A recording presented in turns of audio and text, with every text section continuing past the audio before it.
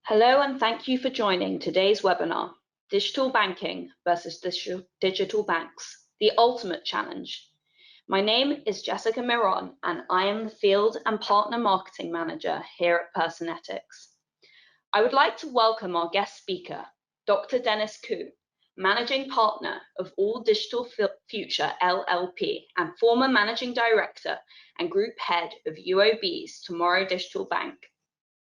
Dr. Koo will be joined by Shalom Sagi, Vice President of Asia Pacific and the Middle East at Personetics.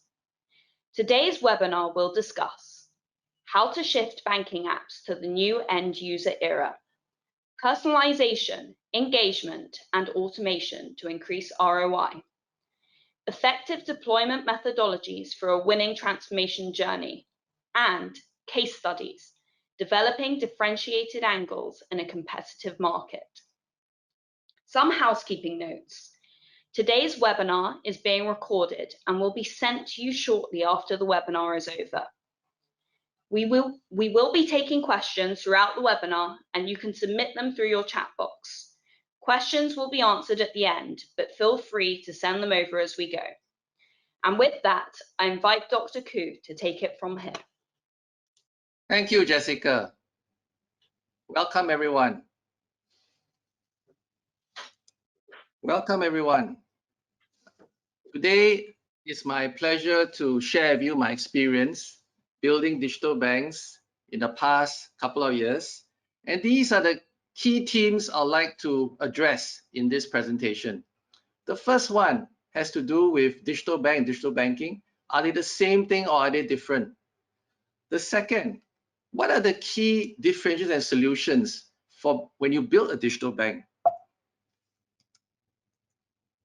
And I want to introduce the concept of minimum viable proposition versus a minimum experience score. Also, how do digital banks compete?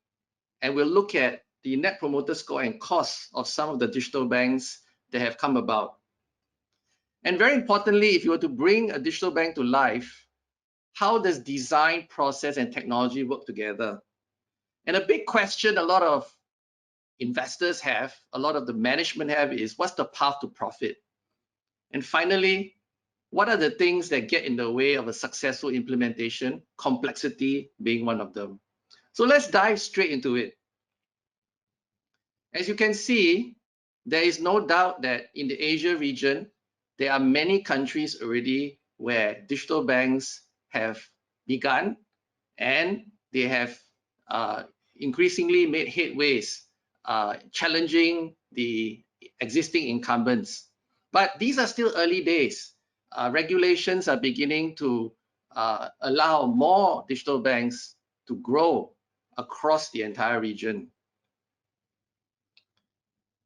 Let me start with the interesting question of digital banking versus digital banks. And I think if you ask 6 different bankers, they will give you 6 different answers. But here's my take on it. Digital banking is really an omni-channel strategy, along with call centers, branches, ATM, CDM, internet banking. They form a repertoire of channels that banks have traditionally expanded and used to serve customers.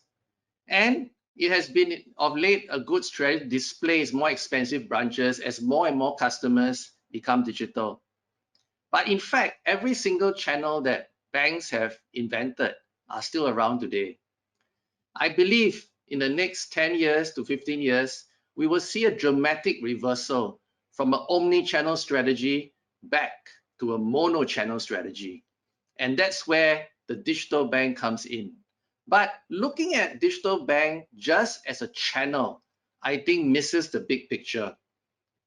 It's really a new business model. And that new business model is predicated on a great frictionless experience, a very low cost structure, a very customer-centric culture, and leveraging the power of database engagement. And these things are very hard to bring about in an incumbent bank. So in my view, when we talk about digital bank and digital banking, They're really two very separate things. And this is the first very basic foundation that you need to understand. Now, what's the other big transformation ahead is really that traditional banking really started with these 6 Ps: people, place, product, price and promotion, and then process. But if you look at the situation today, people, place, product is commoditized, price and promotion you don't want to use and you want to use sparingly. So actually what's left in the digital bank is process. So many people don't realize this, that this is the big shift that's going on. And unfortunately, in most banks, if you ask a bank senior executive, where does the process work happen? The process work happens at the bottom 1/3 of a bank. And this cannot be if the transformation is to take place well. It has to move up to the top of the organization, combining an extremely strong process mindset and customer centricity. These two are intertwined and they have to come together. So let's move on to the next topic. What are the key differentiators and solutions for a digital bank? I think the decision here has already been made. There are 3 very important items that you need to get right. Number 1, you need to provide a frictionless and intuitive onboarding ability to grant credit, especially to those that traditionally you could not grant to. And of course, very, very good transaction banking. This is the hygiene you must get right. And if you throw great service into that mix, that will be a big advantage, because today customers still complain about the poor service in banks. Having to repeat yourself again, not being able to resolve things at the first call, these are still issues that plague the industry. In fact, very few banks achieve high scores here. So this is a delighter you must get right. But the battle of the future is really under the waterline. And this is what I call the ability to anticipate customers' needs and to have many conversations with them throughout the year. And this is really the differentiator that you must get right. So I don't think there's a lot more debate in the retail space, and even to some extent in the SME space. These are the 3 things that you have to do, and you have to do it very well. Now, let me then use tomorrow as an example of these 3 items I've just mentioned. We're not able to do a live demo due to the bandwidth, so let me walk you through some of the screens. This is the main screen of the Tomorrow Digital Bank. You see that the real estate is really different. At the top, you have a horizontal scroll that reveals the products, and at the bottom, a vertical scroll that reveals the insights. And the insight feed you see here, this is how it looks like. The chat, the ability to have very conversational chat with rapidly improving ability to understand, as well as first call resolution. And finally, services. All the services are here. Resetting your credit card PIN, temporary freezing your card usage, reducing your limits, everything is there. From the latest results on the UOB website, very high net promoter scores, plus 60 in Indonesia is indeed a fantastic achievement. They're acquiring greater than 50% new to bank customers, and they've won 24 global awards. I believe that number is even higher now. Now, what are the key design considerations that led to the creation of Tomorrow? First, in growth and profit, the strategy was to go for advocacy first, and we know that profit will follow. Why that's important is because if you don't focus on advocacy, then you're not using your customers to scale. And not using your customers to scale and incentivizing customers to participate in a new bank is extremely expensive. In the customer proposition, it was simple. It was simple, engaging, transparent. The question is, how do you bring that to life? And the ability to cascade this down the organization and be able to execute on it is probably the single most important aspect of what was brought to market, including the insights that led to the creation of this proposition, and also the experience and the process to back it up. As you saw from the application user interface, we tried to create something that was more or less menuless. You had very few first level menus. It's very colorful, unlike most other banks, and there is a transaction and feed focus that again differentiates it from the pack. In data, how do we leverage data to engage? And this is where Personetics also comes in. The differentiation was based on what you saw under the waterline, really the ability to proactively anticipate, converse with customers, and serve them very well. And from a technology perspective, how do we code less and modularize it so that the total cost of ownership and the ability to make enhancements along the way becomes much more affordable? Let me talk a little bit more about that item that you saw regarding data. ATGIE stands for acquire, transact, generate data. So as you acquire customers and they transact, you generate a lot of data. In fact, banks generate a lot of data that today they don't utilize. Once it gets too full, you might store it off. And we use it mostly when customers come back and maybe they will say that, this transaction wasn't done by them. From that data, we leverage the Personetics ability to cull that data and generate insights. And with the insight, we can engage customers. And of course, the engaged portion also involves service. And we're utilizing a fully chat capability, leveraging again Personetics technology.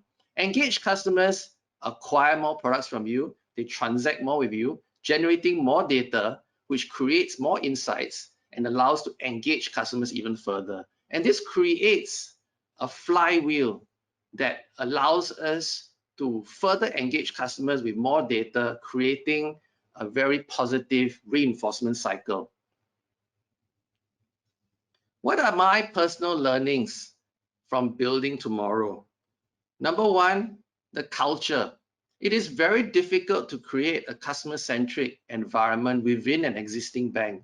Banks are complicated when you consider the number of products they have, when you consider the regulatory angle, when you consider the systems, and when you consider a large number of channels they have. A separate unit within the mother organization is essential. And today, all banks have to do this because you have to modernize the infrastructure with the resulting cost benefits that you see in the next slide.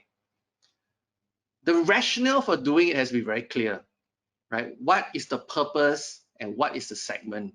For us, it was really about securing the future of the bank by targeting the young professionals, which would be tomorrow's affluent, and allow us to grow with them along the way.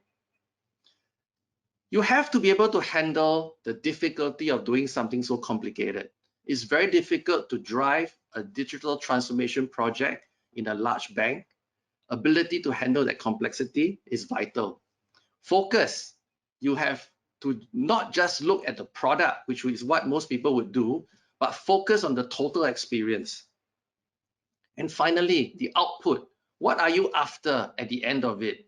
Is a digital bank that can produce very high advocacy. In this case, we're using Net Promoter Score, but you could use any other measure that can grant alternative credit using alternative data and low cost. You have to find a way to get the operating cost per customer down to very, very low levels, much lower than what an existing bank offers today. Now, one of the things I would like to go through very quickly is how do you look at building a digital bank, right? On the vertical axis, you have some dimension that talks about a large single performance improvement. For example, walking versus riding a bicycle. Riding a bicycle is 5 times in terms of that singular performance advantage of speed.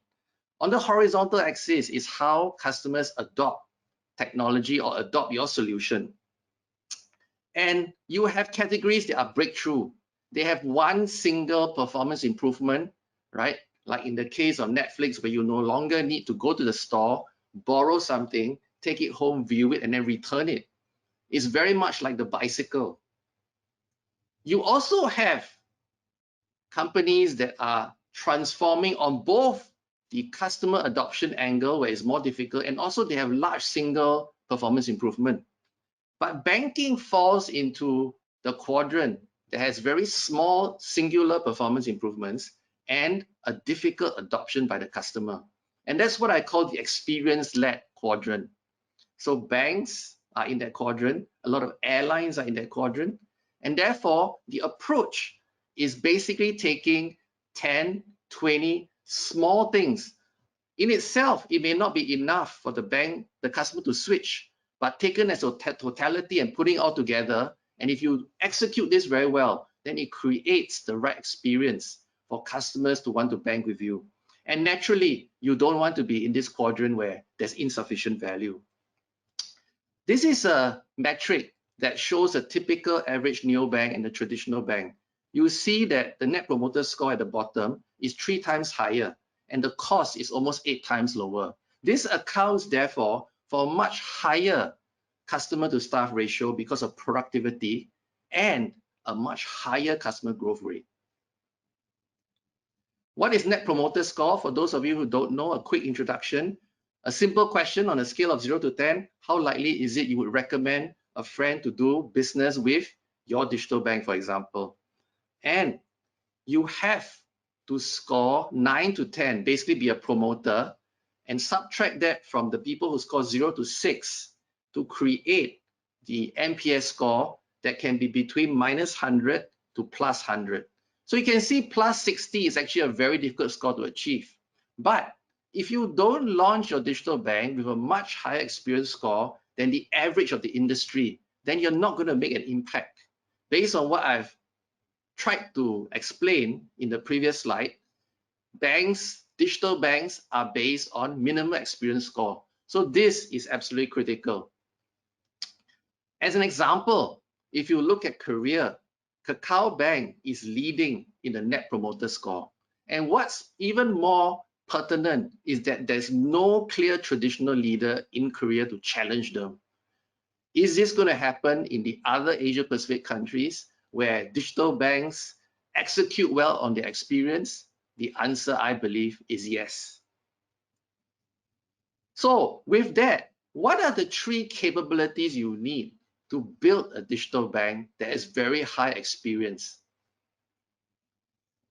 I'll start by explaining that if you were commissioned to build a building and make the best building in your city, both from the outside exterior look and from the inside in terms of it being very habitable, what would you do first? Well, you wouldn't find the builder. You would get the best architect. The architect would need to be very customer-centric in trying to find out your preferences. You know, how do you work? How do you live? What is your preference for how the exterior looks? Then you might get the civil engineer to make sure that when it's built, the building stands, you know, there's no problem with the building. And finally, you get the right builder, which is important to make sure that everything falls well into place. If you take that analogy to be similar as building a digital bank, you still first need to look for the architect, the designer, the person that's going to take some of the product, service, and business model considerations and put that into design considerations. And of course, you need technology because it's all about the code you produce. But to string these 2 together and make sure that your software factory is really effective and efficient, you need the process experts in the middle who are going to basically take the product, service, and business model requirements and convert them into stories. And in that process, do the journey and data mapping, as well as do the app or web UX UI design. And notice I've brought data mapping up from where it traditionally is in technology, because this will resolve a lot of problems for incumbent banks. What's the path to profit? This is a question everybody is asking. Well, the path to profit is long. And the reason it's long is because in banking, you have to put all the costs up front and then try and make the bank profitable and then receive a good annuity stream for many years to come. So the first phase is really what I've just said, entering with a net promoter score much higher than the competition. With that, you then need to scale with reducing cost of acquisition and bring your services cost down with good process and technology, right? And eventually, if you can achieve a revenue per customer that's bigger than your cost of acquisition and your cost of service, then you can exit this phase. But at the same time, you need to exit with an NPS score higher than you came in, because in the second phase, you will need to scale. And when you scale up, your cost of acquisition might come down if your experience score has not gone up. In this second phase, you try and negate your total costs, your total marginal and fixed costs. And when you do that, you then get into the third phase. And in this third phase, your revenue will rise much faster than your costs, because you are leveraging the infrastructure that you've built with more and more and more customers. And then it will allow you to really recover your original fixed costs that went into building the digital bank.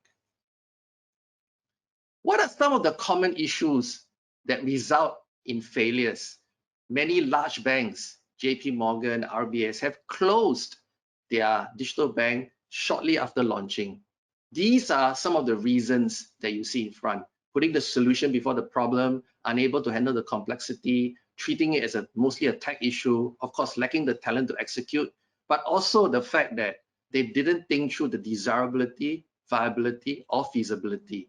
Very quickly, desirable is really that the customer wants it and is willing to pay.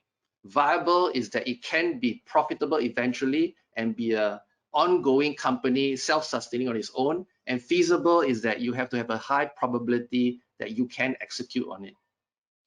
And this is where I've developed a methodology called the All Digital Future Playbook, or TAP for short, that can help banks and all companies drastically improve their ability to be successful in innovation and transformation. It's a practical 4-step approach for successful digital transformation of any business.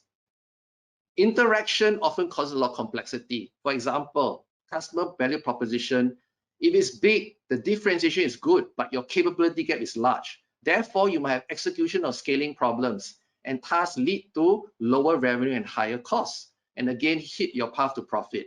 But at the same time, if you then want to lower your customer value proposition, you might not have enough differentiation. That has no problem on the capability gap, but because it's not differentiated, you might have problem scaling, and that leads you back to the same problem. So there are many recursive issues of this nature in doing anything complex. And the All Digital Future Playbook was really built to address this, focusing on the customer, the business, the enablers, and the people and leadership required to make that change. It gives you a map of how to navigate this change in front of you. Finally, this is my last slide. I would like to encourage all of you to look closely at the developments within your own countries. Digital banks are here to stay. I think it's very much a foregone conclusion. There might be a significant move in the industry, going from a vertical model where banks do everything to a horizontal model where you begin to coexist in the ecosystem in a much more open fashion. And this has already happened in the computing industry. Back before 1980, IBM produced every part of the value chain. But today, many horizontal players play in the computing industry. I think that this era is just around the corner for financial services. To get more information, please contact me. You can see the details on this slide. And with that, I'd like to hand back to Jessica. Thank you. Thank you, Dr. Koo, for that very insightful presentation. We'll now move to Shalom Sagi. Thank you, Jessica. Let me share the screen. Okay, you can see my screen at the moment? Yes. Yeah, we can see it. Okay, great. So thank you again, Dennis Koo, for your great insights and your great presentation. I would start very quickly by introducing Personetics. Personetics is a global leader in data-driven personalization, in customer engagement, and automated programs provider for financial services. We are using AI analytics and machine learning to understand and predict the customer behavior and needs. We are working with more than 60 financial institutions globally, actually serving more than 90 million customers. By now, we process more than 55 billion transactions. Eventually, with each transactions, we are improving the prediction capabilities. We are enhancing our financial models and the overall accuracy of our prediction.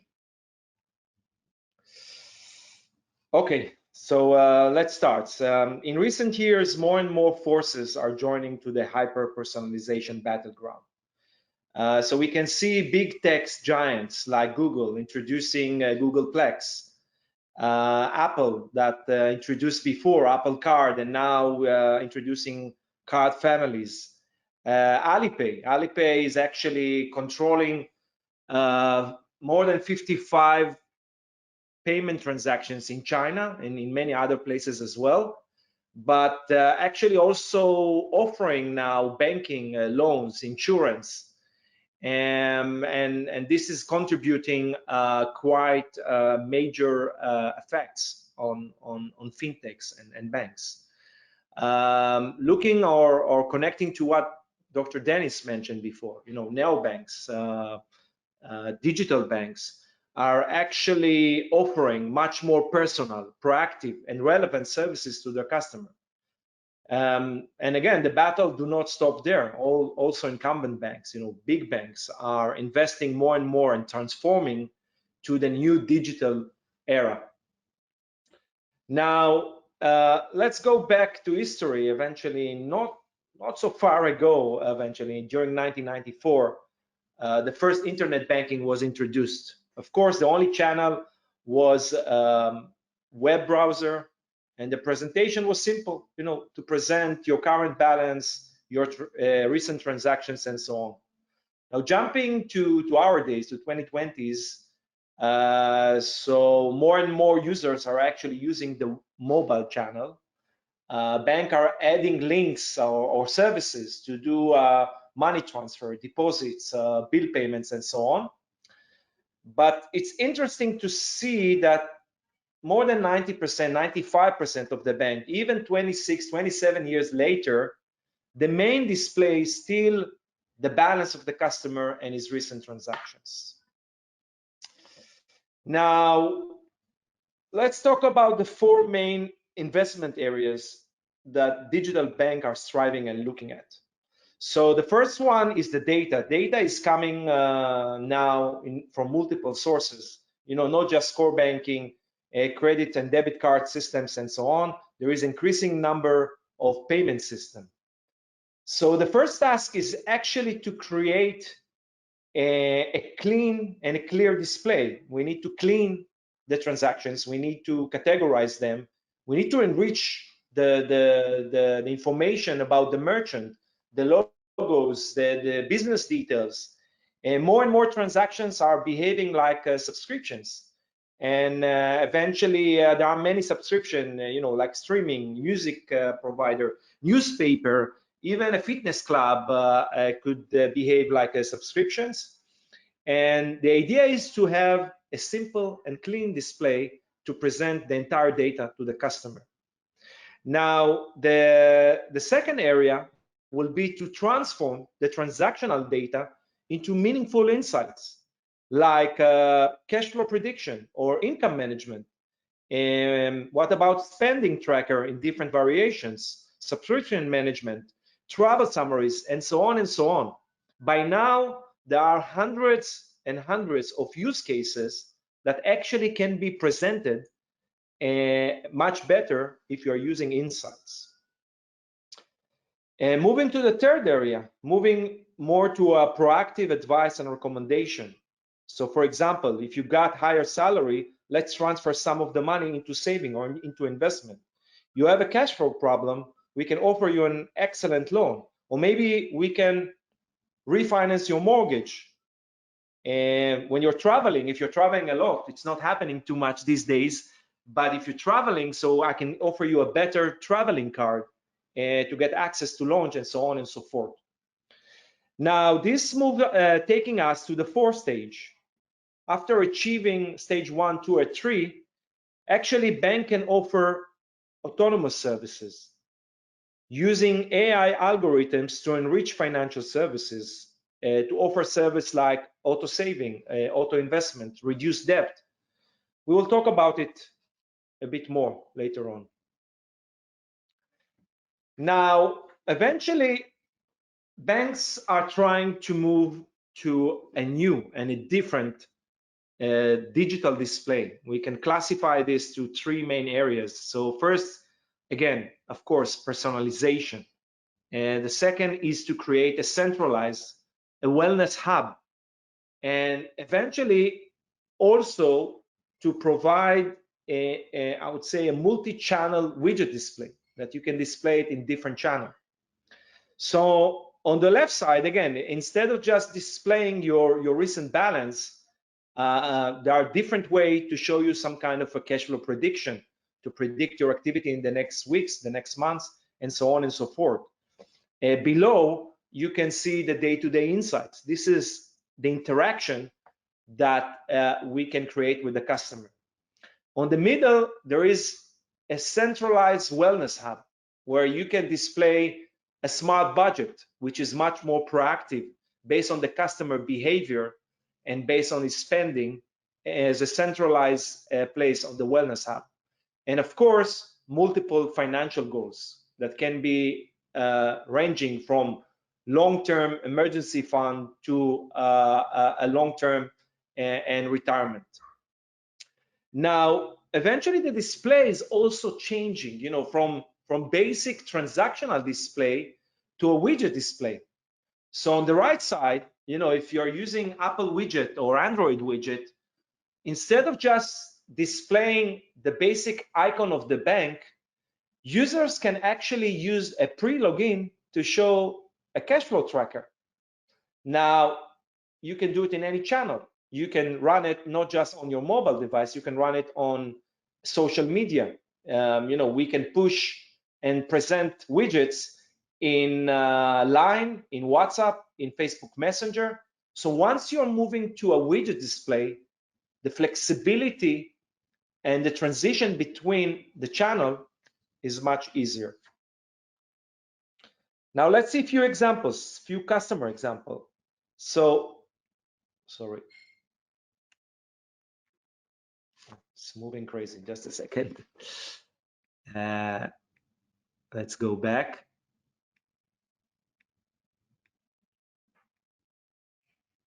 Okay. So US Bank, and I'm quoting, saying, we are playing a proactive role with customer around driving financial confidence. When customer is actually aware to his financial activity, and the bank is actually on top of the customer financial, customers can get more confidence. What we can see is eventually US Bank is providing dozens, even more than hundreds day-to-day insights to the customer, presenting a smart budget where proactively the customer can control his spending. Autonomous saving programs, could be multiple one, not just one, and again, we'll touch base a bit more. And running AI transfer from his checking accounts to some kind of a robo-advisor that the bank can offer to a customer. Now let's move to a closer examples in the area. Dennis touched base on UOB tomorrow, but actually UOB have two major deployment. One on his UOB Mighty application, which is the large and biggest deployment in Singapore, and the other one more on a digital platform called Tomorrow, which was deployed in Thailand, Indonesia, and Malaysia. Eventually, we are creating a different experience, different content, different products, but using the same platform. So if we take what we can see on the left side, we can see the Singapore Mighty targeting more a traditional audience, and the UOB Tomorrow targeting more younger millennials and younger families. And eventually the style is completely different. UOB Tomorrow, it's like Instagram. You can log in every day, you can see the feed, and you can see fresh insights and fresh messages every day. But eventually there is the same platform behind.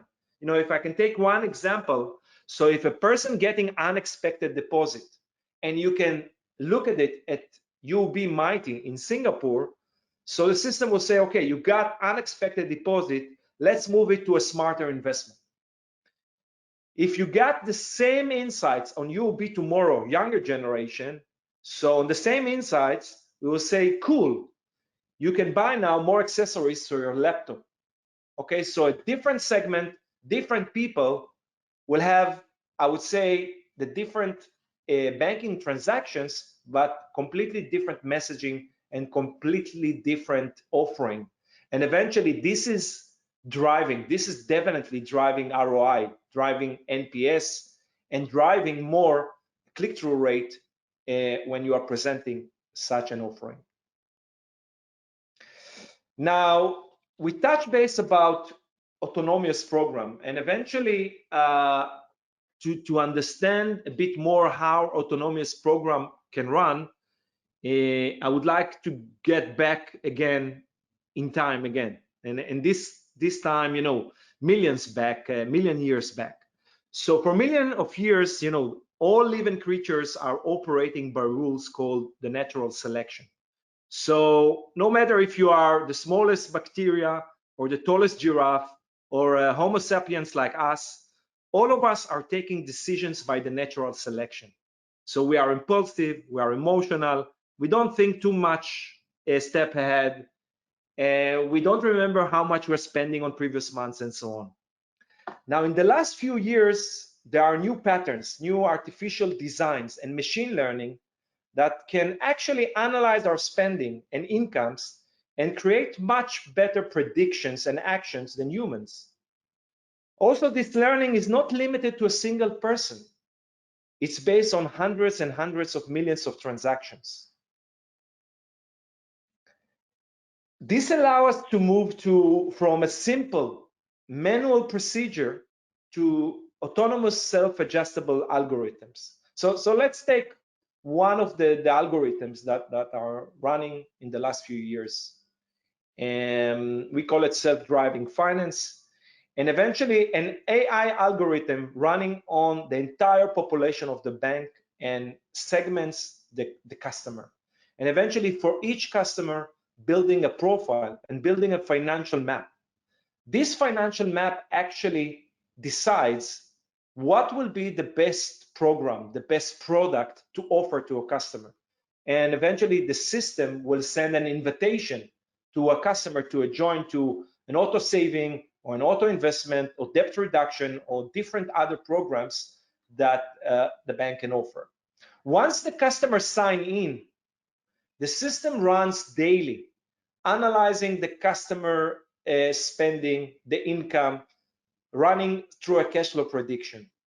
At any moment of time, we're running an algorithm, an AI algorithm, to decide how much money at this moment of time we can move from a day-to-day account or from a checking account to one of the customer financial programs.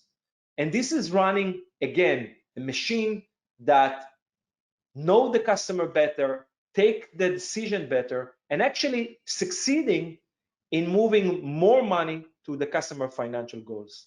Let's take two quick examples. Huntington Bank, a bank in the US, actually introduced a solution called Money Scout, and it works exactly the same. It's analyze the customer spending habits, the income, upcoming expenses, and so on and so on. Eventually, running this algorithm daily is moving money based on the bank policy. It's dynamic transfer between $5 to $50 every time, could reach $150 a week, $600 a month. And eventually, every time that the system succeeds to move money, there is a happy push notification that the system were able to save you some money, and eventually resulting that people that was not able to save at all because they are impulsive and they are saving, they are not planning ahead, now saving hundreds of dollars a month. Now let's move another step forward. We limit ourselves within the bank financial activity, but more and more geographies, more and more countries offering now open banking. Again, in the US, in Europe, it's something that's running many years already. But in places like Australia, Singapore, Korea, they're starting with My Data and so on. Open banking is a fresh player. And eventually, in this example, if you will allow your customer to link his external accounts, in this example, Australian banks, and actually, once the customer link his account, he can choose in your bank where he would like to transfer the money. This system, this AI algorithm can run on external transactions daily, profile the data, analyze the data, and decide how much money to move to your customer financial goals inside the bank. Now, this combination is running successfully in several places. Again, the US is the most developed one. Ally Bank is one of the big internet banking in the States, offering as a basic different higher interest rate to his customer. And this is exactly what he's doing. He's allowing the customer to connect his external account bank in Citibank, in Wells Fargo, and so on and so forth.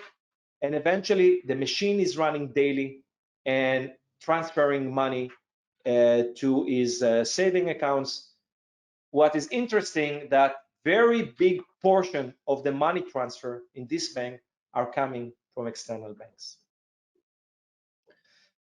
Few words about the ROI. This is information that was shared publicly by RBC. Again, every block, every element that is deployed can contribute to a different ROI. One of the major blocks and the services in RBC called Nomi Insights generated more than 1 billion insights so far. They actually captured and measured almost 100% growth in engagement. People are logging more frequently, staying more in the application, and so on and so forth. The program that allowing customer to build up saving, emergency fund, and short-term saving, this is a huge success. This is the #1 saving accounts in Canada, generating more than $2,400 annually for the customers. And the Nomi budgets, again, a smart budget tool that is much more proactive, actually deployed in around 20% of the population. If you compare it to a manual budgets that usually only 1 to 2% of the population use, this is much more applicable to the customer and generating value to the customer. And again, there are different components here as well. Sorry, jumping again. A different component like the chatbot, like small and medium business that also contribute to the ROI. Now, to summarize what we discussed today, and maybe to share some lights about some of the deployment cycle of banks. So there are a few building blocks that we actually touched through, and this is the process and the roadmap that banks are taking. Again, the most important and the first block that needs to be handled is the data enrichment. If the data cleansing and enrichment is not accurate enough, if you are not reaching more than 92, 95% of accuracy, actually all the rest cannot be utilized, cannot be accurate. And this is a very important point. Using models that can create very high accuracy in cash flow prediction is essential. Banks are actually trying to create a cash flow which is not accurate enough and eventually cannot display this feature if it's not accurate. Insight, as we mentioned, you want to create a fresh experience to your customer. Every time that you are logging, you want to communicate it the right messages, to show the right analytics, and to offer the right products. The budget control can actually provide spending control to your customer in real time and eventually helping them to control their spending. And of course, financial goals. This is what customers are looking at the bank to allow them to build financial wellness. Two more points, and Dan, maybe we need, we will do a separate webinar for them. We were focusing only on retail customers, but definitely there are a lot of investment done for small and medium businesses that are looking on a pocket solution for the customers, looking to provide a better cash flow experience, and offering a line of credit, loans to your customer, linking external account, linking external accounting system, and provide one system to your customers. And of course, again, more and more countries and banks are trying to invest more on mass affluent.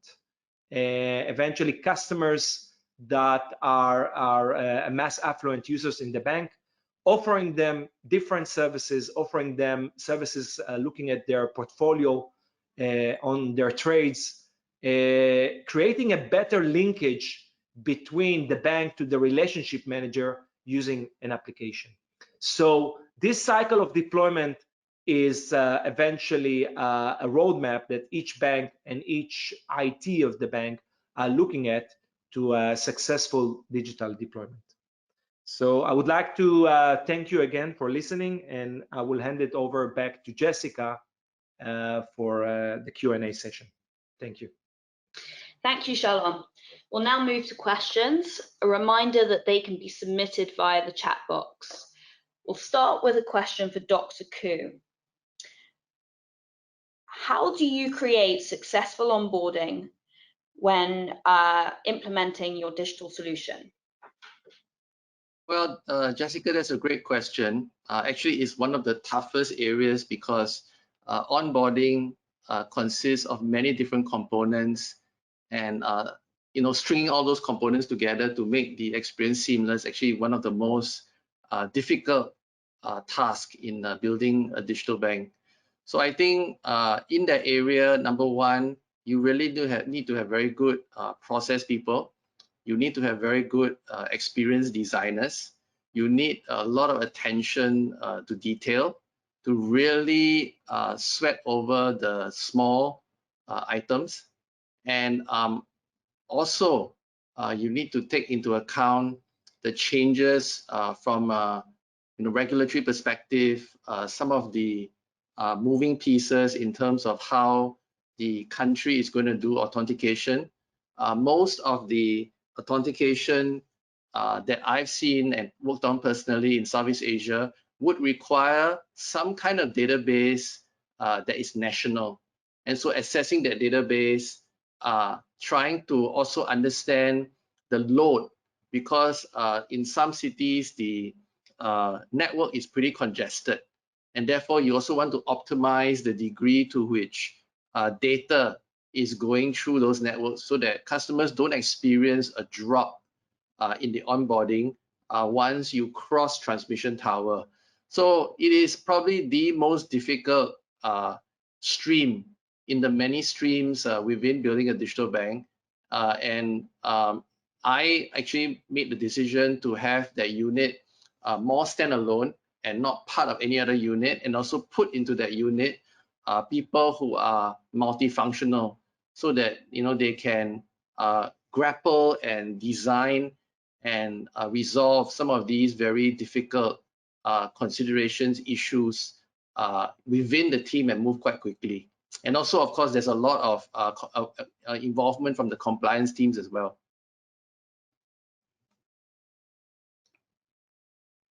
Great, thank you, Dr. Koo. We actually have another question for you, unless Shalom has any comments on that.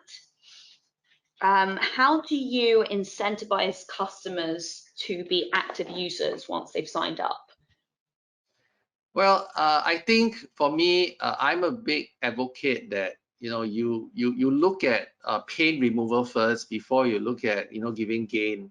I think one of the not so positive developments in commoditized industries, and transaction banking areas relatively commoditized in most countries, is that you end up starting to incentivize the customer rather than look at ways that you can make the customer's jobs easier.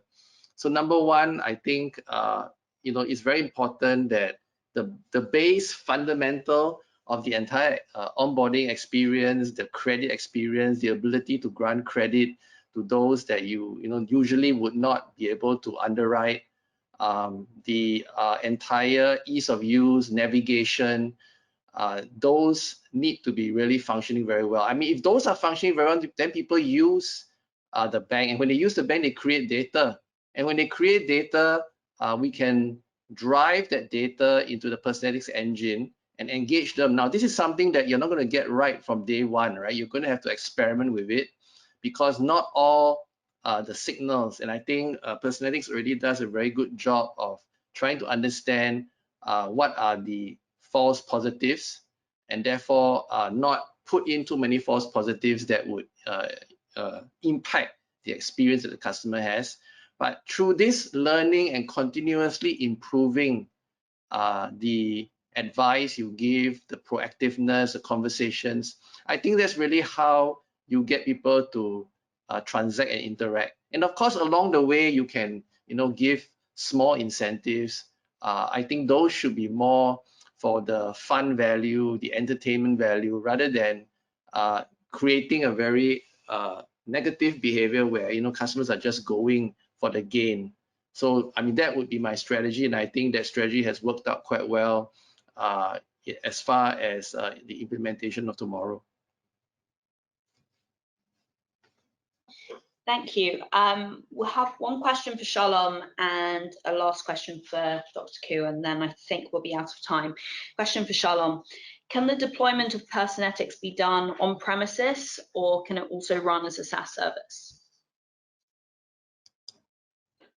Okay, so traditionally, I would say that up to 2 years ago, 1.5 years ago, all of the deployments was done on premises. Eventually, we're talking about sensitive banking data, and also working with the security departments, with banks, are actually required solution like us to be deployed in-house.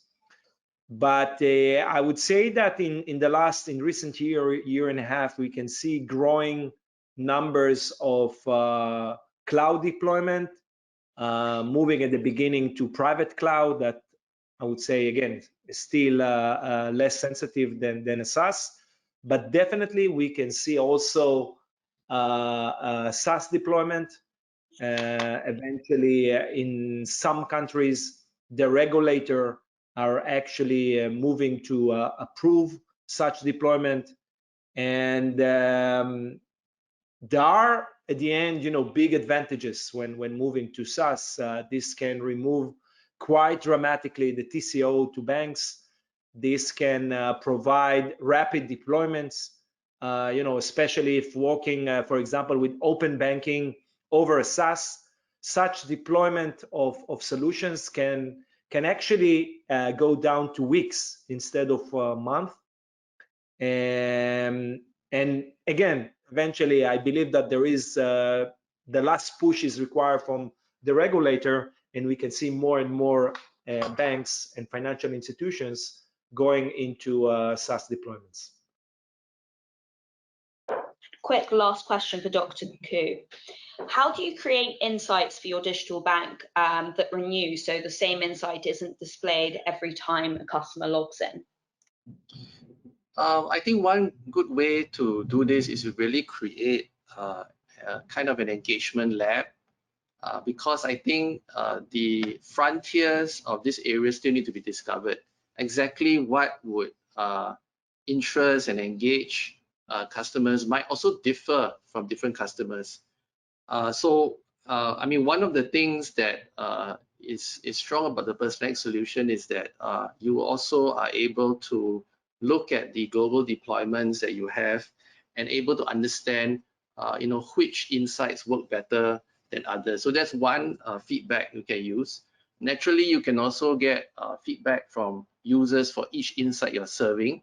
How do they find it? Do they find it actionable? And based on all those data that's coming in, right, you can create a learning loop that allows you to improve and get better and better and better. And I think this is one of the key parts of the strategy, because over time, I believe that most of the leading banks will get their experience to the level that it's very hard to tell one from another. So if you go back to those three differentiators I talked about, I think that first one, the leading ones, will get it right. Then you're left with really service and using data to engage customers and anticipate and have conversations with them. So there's going to be a continuous process of learning, putting in those feedback loops that you understand what works, how do you segment, how do you create the connection between what kind of insights work for what kind of customers. If you can use a great learning process around that, then I think you get better and better every day, and that will become a distinct advantage for the other people that are entering to start this very late in the game. I'm afraid we're now running out of time for more questions. If we didn't get to your question, we'll be in touch post-webinar to answer directly.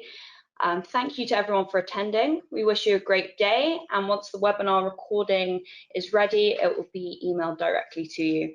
Thank you to our speakers, Dr. Koo and Shalom Sagi. Thank you very much. Thank you.